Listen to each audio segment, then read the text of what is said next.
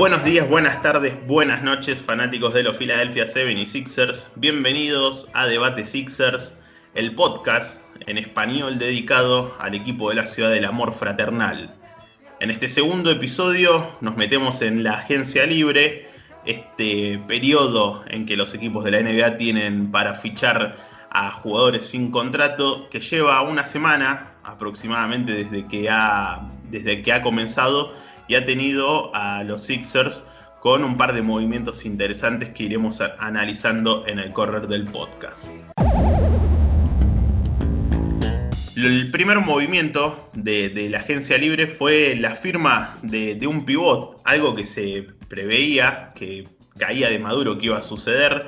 Lo habíamos comentado también en la edición anterior, que necesitaban un sustituto los Philadelphia 76ers de Joel Embiid, pero sorprendió por el nombre en cuestión. Estamos hablando de Dwight Howard, el pivot que acaba de ganar el anillo con Los Ángeles Lakers. Arregló un año de contrato por el mínimo para veterano y se convirtió en el backup de Joel Embiid. Un movimiento curioso, pero que no deja de ser, por más curioso que sea, positivo para la franquicia de la ciudad del amor fraternal. Juan, te pregunto, ¿cómo lo viste? Hola Martín, ¿qué tal? ¿Cómo estás? Bueno, claramente sorprendido por fichar a Dwight Howard, que definitivamente es uno de los mejores pivots de los últimos años. Claramente he venido a menos por una cuestión de edad. Escuché sus declaraciones al momento de la presentación. Él decía que se veía jugando en alto nivel por lo menos 4 o 5 años más. Está próximo a cumplir 35 años ahora el 8 de diciembre. Bueno, me parece que encaja muy bien en el equipo para los minutos de suplente. Él asumió su rol. Estamos hablando de un jugador que seguramente va a ser un Hall of Famer, una trayectoria impecable, sobre todo los primeros años en Orlando, pick número 1 del draft en el año 2004, una carrera extensa. Repito, lo mejor lo dio en Orlando, donde jugó prácticamente 10 años. Creo que viene muy bien al equipo, va a ser mentor de Joel. Esperemos que lo pueda encaminar. Hay una cosa que me preocupa un poco y tiene que ver con las noches en las que Embiid repose. El puesto de titular lo va a tener que ocupar Howard. Está en condiciones de jugar 30-35 minutos. Yo sé que seguramente más adelante vamos a hablar del movimiento de Cyrus Smith, que es otro chico que nunca hizo pie en Filadelfia y yo tenía muchas ilusiones. Y el cambio a Detroit es por un centro, que es Tony Bradley. Pero bueno, estoy igual un poco preocupado porque Howard tiene casi 35 años. Si bien la temporada pasada jugó cerca de 69 partidos, soy como cauteloso, ¿no? Entusiasmado pero cauteloso de cómo estará su físico y cómo va a aguantar los días que Joel no juegue. En el contexto ideal, con un Embiid sano, un Embiid jugando sus más de media hora, como ha promediado casi siempre en su carrera. En realidad, en la última temporada promedió 29 minutos y medio, pero estamos hablando casi de media hora por partido. Llega a un Howard que en el contexto ideal viene de jugar justamente 18 minutos. Sería el complemento para los 48 en el total que duran los partidos en la posición de centro. Pero es cierto, son dos jugadores totalmente distintos. Por ahí Howard puede aportar mucho de lo que aporta Embiid en defensa. Estamos hablando de un jugador que fue 3 veces jugador defensivo del año y que gran parte de que sea Hall of Famer en un futuro tendrá que ver con esas actuaciones. Puede aportar mucho en defensa de lo que aporta Embiid, un físico imponente, el timing para taponear, un jugador importante en la zona pintada, pero a la hora de pensar en la ofensiva creo que estamos hablando de dos jugadores totalmente distintos. Un Howard que no tiene ni cerca el rango de tiro que tiene Embiid, no tienen tampoco el movimiento de pies que tiene el pivot camerunés, así que en ofensiva posiblemente, si un día falta Embiid y tiene que asumir un rol de titular o un rol más importante cargado de minutos Howard, ahí habrá que buscar vías de gol por otro lado, que uno entiende por cómo está confeccionada la plantilla de Filadelfia, pueden llegar a aparecer en el quinteto titular. No no depender tanto de Embiid. Otra cosa que a mí, por mi lado, a pesar de que creo que es un gran fichaje, al punto, o en el punto, en realidad, que nosotros, horas antes de que se confirmara, muchos en la base de fans de los Sixers en español, en castellano, nos ilusionábamos con la vuelta de Noel, de Nerlens Noel, un jugador que también de corte defensivo, también un suplente que sabía cuál iba a venir a hacer su rol. Yo creo que Howard es más jugador que Noel incluso.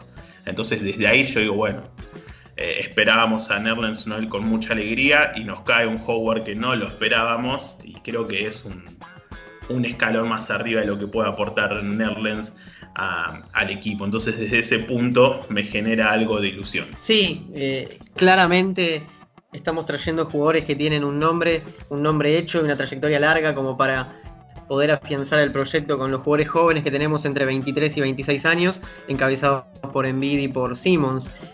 Los números de Howard lo avalan. Claramente estamos hablando del jugador en actividad con más rebotes, con mayor cantidad de rebotes defensivos y ofensivos. Es uno de los top 5 en cuanto a bloqueos. Ni hablar de la cantidad de veces que fue elegido para el mejor quinteto defensivo. Definitivamente es positivo, siempre y cuando podamos mantener por fin una temporada al equipo sano, ¿no?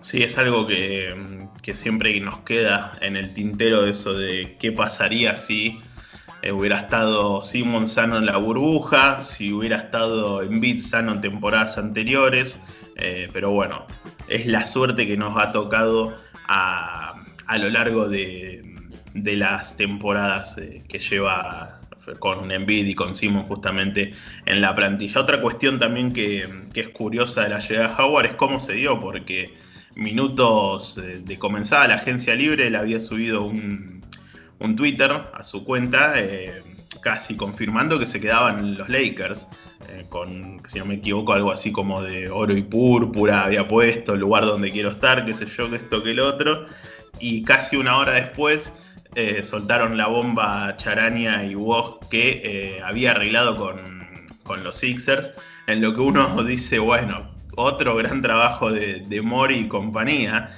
convencer a un jugador que parecía ya tener todo arreglado con los Lakers para que venga a este proyecto, teniendo en cuenta además que Lakers es un proyecto consolidado. Cuando repasemos seguramente en episodios más adelante los armados de los equipos, Lakers es el principal candidato por cómo se armó, y Howard iba a renovar por la misma plata que iba a recibir en Filadelfia, no es que nosotros le ofrecimos más. Eso le da todo un marco curioso y que también habla bien de cómo convence Mori el hecho de vender el proyecto. Venía acá que este es un proyecto que es para pelear. De hecho, él en su declaración en la presentación, en la jornada ayer, dijo algo así como que venía un proyecto ambicioso y que cree que este puede ser el año de levantar otro banner en Filadelfia. Sí, también declaró que uno de sus ídolos era Wilt Chamberlain y bueno, que vino a Filadelfia por el proyecto, no por el dinero, que cuando ganó el título con los Lakers entendió que se juega esto por los títulos, para ganar campeonatos, si quiere traer un campeonato a Filadelfia, y más allá del gran papel de Mori en esta agencia libre, no quiero dejar de mencionar que leí en varios sitios que fue Embiid el que también estuvo comunicándose con Howard, y si bien no lo leí, tengo cierta sospecha de que Jameer Nelson, que fue compañero de Howard en Orlando mucho tiempo y con quien hizo muy buenas amigas, ahora que está en Filadelfia con lo de Delaware Blue Coats y todo eso, haya tenido algo que ver en este contacto. Y el tema del tweet, bueno, las redes sociales, los community managers, ahí alguien metió la pata y bueno, lo estaban prendiendo un poco fuego en Los Ángeles a Dwight. No todos fueron fichajes en la agencia libre, también hubo un traspaso que por ahí no era de los esperados y de los que se rumoreaba. No fue uno de esos traspasos bomba que uno podía esperar, como podía ser liberarse del contrato de Tobias Harris o fichar una estrella como se había rumoreado de James Harden, sino que fue la salida de Cyrus Smith, este joven jugador que no se pudo asentar nunca en Filadelfia, que tuvo problemas de salud, problemas de lesiones, que impidieron su progreso en la franquicia, que se fue rumbo a Detroit para arreglar la llegada de Tony Bradley, otro pivot, un hombre que viene a cubrir un lugar de tercer centro, por así decirlo, todavía más reserva que Howard, pero teniendo en cuenta lo que hablábamos anteriormente de la salud endeble de Embiid, seguramente estemos hablando de un hombre que pueda llegar a sumar minutos importantes en algunos tramos de la temporada. Sí, Martín, es como decís, Cyrus Smith lamentablemente nunca se pudo sentar en el equipo, sufrió muchísimas lesiones, tampoco le dieron los minutos que por ahí habría necesitado como para mostrarse. Jugó solamente 143 minutos a lo largo de 13 partidos. Estamos hablando de 12 cuartos completos en 2 años y pico. La verdad que uno esperaba mucho más, tenía muchas ilusiones puestas en una pick de primera ronda. Fue elegido en el puesto 16. Creo que esto va en concordancia con lo que le viene pasando a los Sixers últimamente con las elecciones del draft.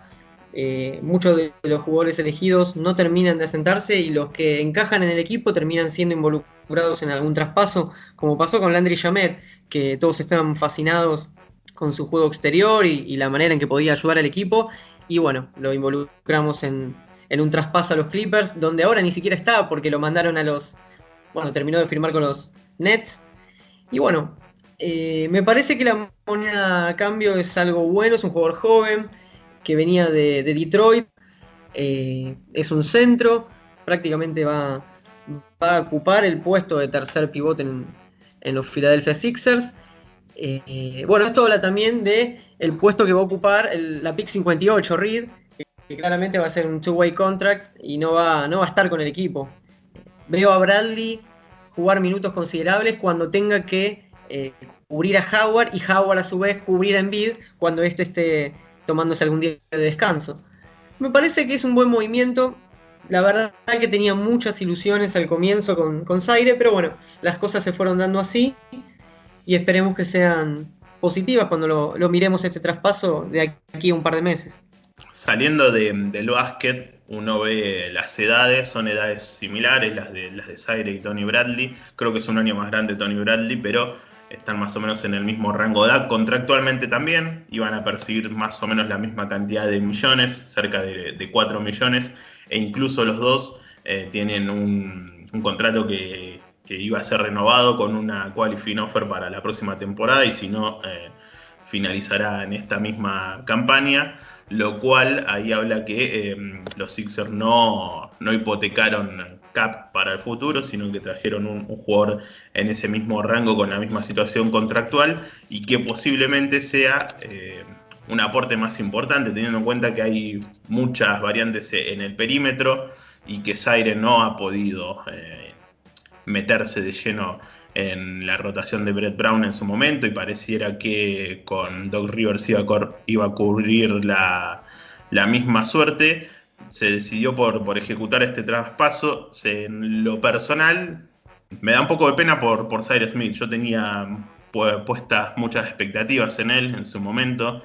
Recuerdo que Brett Brown lo había definido, o había dicho en unas entrevistas que lo hacía recordar mucho al joven Kawhi Leonard, que él lo trabajó en San Antonio cuando Kawhi era un novato, y que lo hacía acordar mucho a él. Entonces uno, a partir de eso, a partir de lo que había visto de su etapa universitaria y había leído a través de los scouts especialistas, había mucha esperanza puestas en él, pero lo cierto es que nunca, los pocos que jugó, los pocos minutos que jugó, nunca pudo demostrar el potencial ese.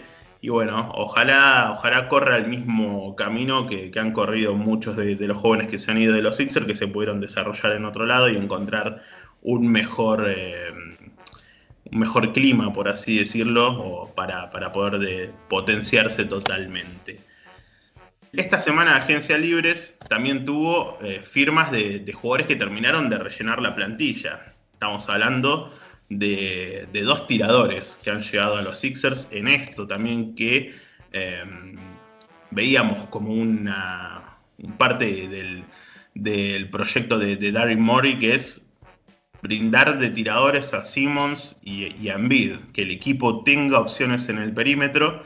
En ese contexto se firmó a un two-way a Dakota Matías, un jugador que tiene una mano, vos ves los videos y sus highlights son todos triples, porque es un francotirador impresionante que viene de jugar en la liga de desarrollo y que bueno, se ha ganado un contrato two-way en los Sixers. Y la otra firma es la de Ryan Broekhoff, este jugador que ya había sido firmado, el australiano, él había sido firmado para la burbuja, problemas personales hicieron que se bajara, pero ahora finalmente tiene su oportunidad en el equipo de la Ciudad del Amor Fraternal para tener minutos en la NBA, porque llega con un contrato no garantizado, pero sí ya dentro del roster de los 15 jugadores. Sí, Martín.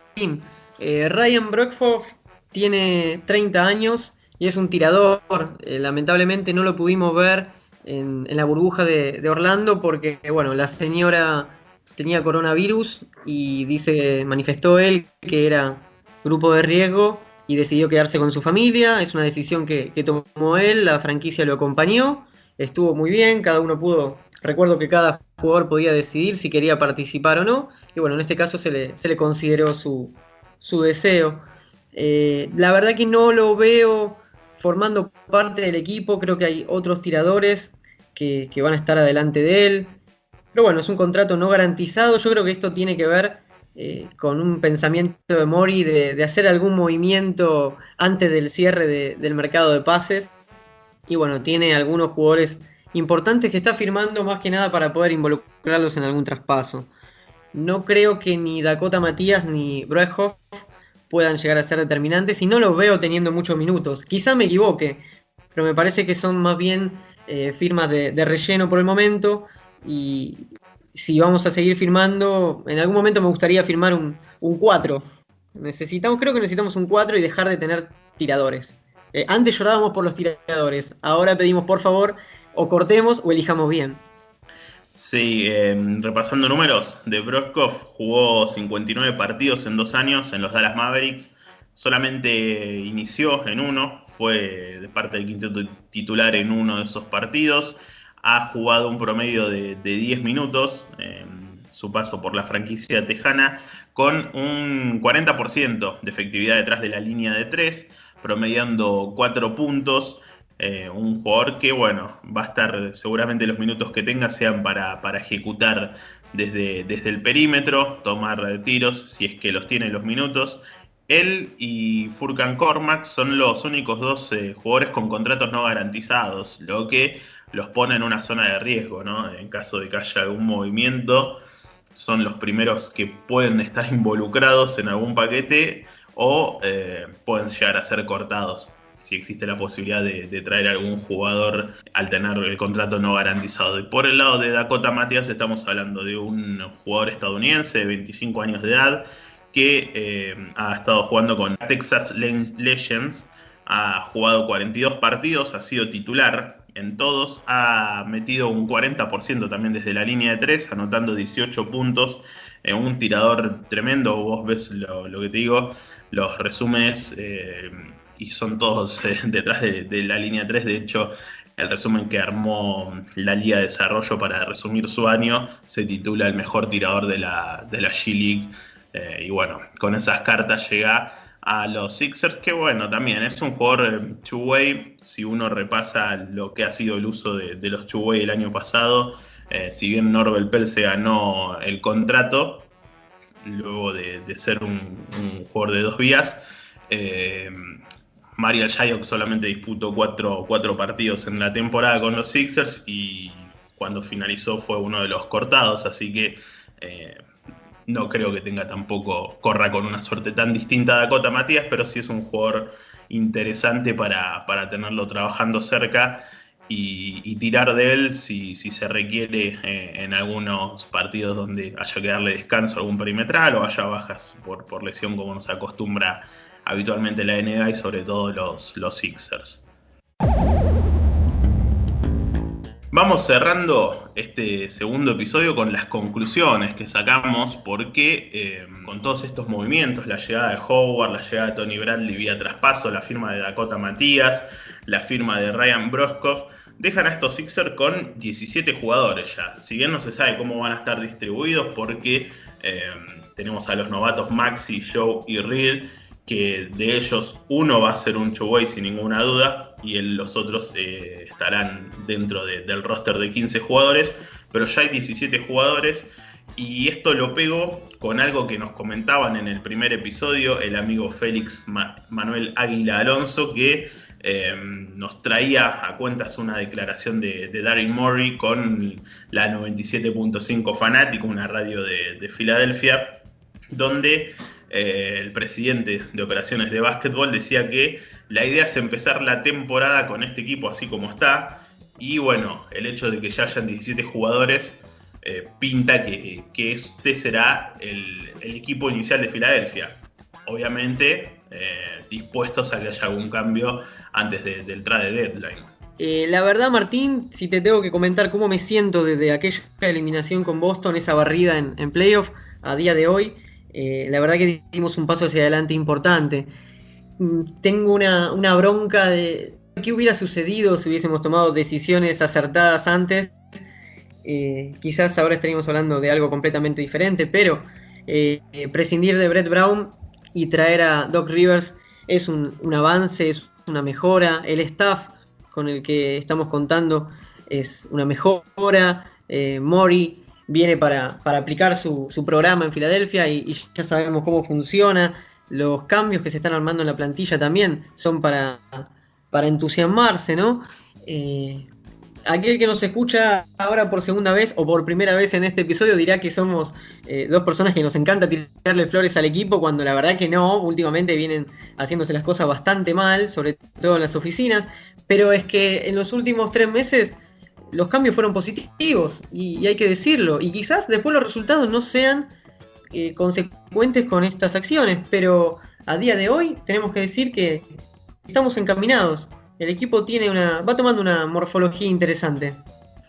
Hay algo en lo que coincido, que es el hecho de que dimos un salto de calidad en el cuerpo técnico, en el staff técnico, en las oficinas, y que la plantilla, si bien uno si va al jugador por jugador, hoy pensaba, posiblemente si fuera en el 2K, en el juego de la Play, posiblemente Horford tenga un valor más alto que Howard o que Green, y lo mismo pase con Richardson y Curry o Green, pero hoy parece el equipo estar como con una formación más natural a lo que se requiere en el básquet, y no lo que era ese experimento de tantos hombres altos sin tiro rodeando la zona pintada, y que bueno, se terminaron viendo las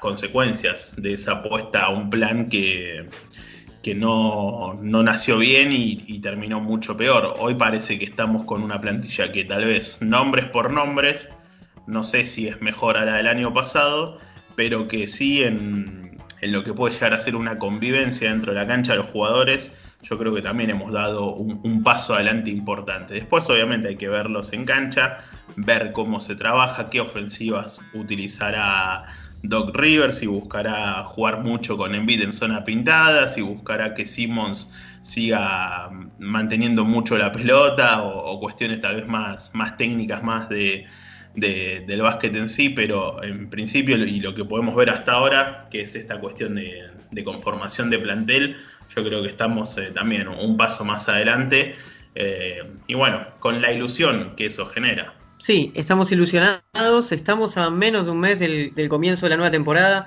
Supongo que de a poco ya nos iremos enterando de los entrenamientos, de las primeras formaciones que Doc empiece a mover. Y bueno, vamos a estar siguiendo al equipo.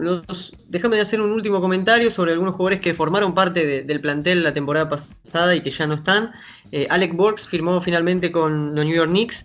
Raúl Neto creo que fue a Washington, si no me equivoco. Así que bueno, creo que queda Glenn Robinson tercero. Hay que ver dónde va. Sí, Glenn Robinson tercero todavía no tiene destino, pero bueno, por lo visto, con un plantel ya con 17 jugadores, no pareciera que tuviera lugar en los Sixers. Lo propio también para Kylo Quinn, que lo habíamos hablado en la edición anterior, que también no fue renovado y por ahora no tiene destino. La semana que viene, seguramente, o en el próximo capítulo, hablaremos de la agencia libre en general, de cómo se han movido los rivales que van a tener los Sixers, sobre todo en nuestra conferencia, con equipos que, bueno, esto también habla de cómo se han movido los Sixers, y tal vez esto es más análisis a futuro, de que yo creo que en comparación estamos muy bien con la conformación del plantel que hemos hecho y con los movimientos que ha hecho Daryl Morey desde el draft, analizado en el primer episodio, hasta ahora esta agencia libre que ya lleva una semana y que los tiene a los Sixers, parece ser, ya de forma completa para encarar por lo menos el arranque de la 2020-2021.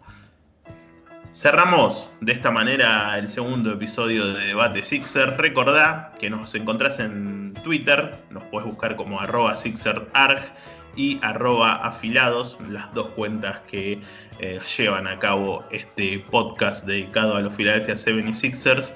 La próxima semana volveremos con el tercer episodio. Gracias por estar del otro lado y estén atentos que en cualquier momento regresamos con más.